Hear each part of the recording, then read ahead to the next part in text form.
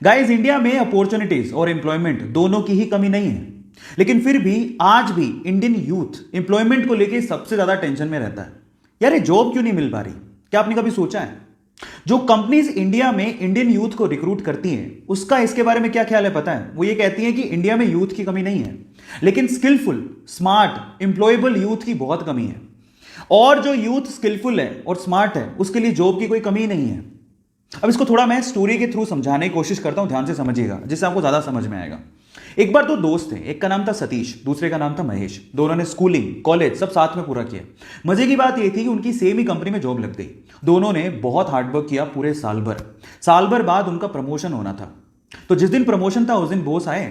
उन्होंने सतीश को promotion letter देते हुए कहा कि सतीश, तुम्हारा प्रमोशन होता है। तब महेश ने पूछा कि सर मेरा? तो बॉस ने कहा कि महेश, आई एम सॉरी, तुम्हें प्रमोशन नहीं मिल पाएगा, इस साल तो कम से कम नहीं मिल पाएगा, वर्क हार्ड। तो ऐसा करके बॉस अपने कैबिन में चले गए। महेश उदास हो गया।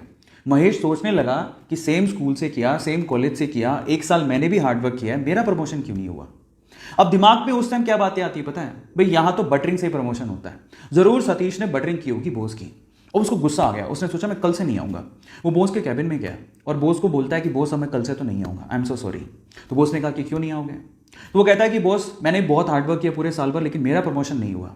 अब मुझे ऐसा फील होता है कि इस कंपनी में सिर्फ बटरिंग करने वालों का ही प्रमोशन होता है। मतलब वो डायरेक्टली सतीश पे ब्लेम लगा रहा था कि सतीश ने बटरिंग की है, लेकिन बॉस तो ये जानता था कि सतीश ने बटरिंग नहीं की है, सतीश ने वाकई में हार्डवर्क किया है, वो स्मार्ट है, महेश से स्मार्ट है। अब इस चीज को प्रूव कैसे करें? बॉस ने लगाया दिमाग, इसलिए तो वो बॉस था, उसने दिमाग लगाया। उसने क्या कहा, महेश एक काम करो, मैं तुम्हें एक टास्क देता हूं, अगर तुमने वो टास्क कर लिया तो मैं तुम्हें सतीश से ज्यादा पैसे दूंगा और प्रमोशन भी दूंगा। महेश ने कहा ठीक है। तो बॉस ने कहा तुम एक काम करो, अभी जाओ बाहर, तो हमारे इलाके में पता करो कि आम कौन बेचता है। महेश गया, आधे घंटे बाद वापस आया और बोलता है कि आम एक्चुअली पूरे इलाके में, हमारे इलाके में थोक के भाव में सिर्फ एक ही आदमी बेचता है।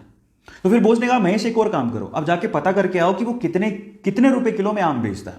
वो गया, वापस आया, वापस आके बोलता है कि वो 50 रुपए किलो में आम बेचता है। अब बॉस ने क्या कहा, महेश मैं सेम चीज अब मैं सतीश से करवाता हूं, तुम ध्यान से देखना। उन्होंने सतीश को बुलाया और सतीश को बोलता है कि सतीश एक काम करो, इस इलाके में जो आम बेचता है उसकी खबर लेके आओ कि कौन कौन आम बेचता है। सतीश गया मार्केट में और वापस आया आधे घंटे बाद, और सतीश ने जो कहा महेश उसको देखता रह गया।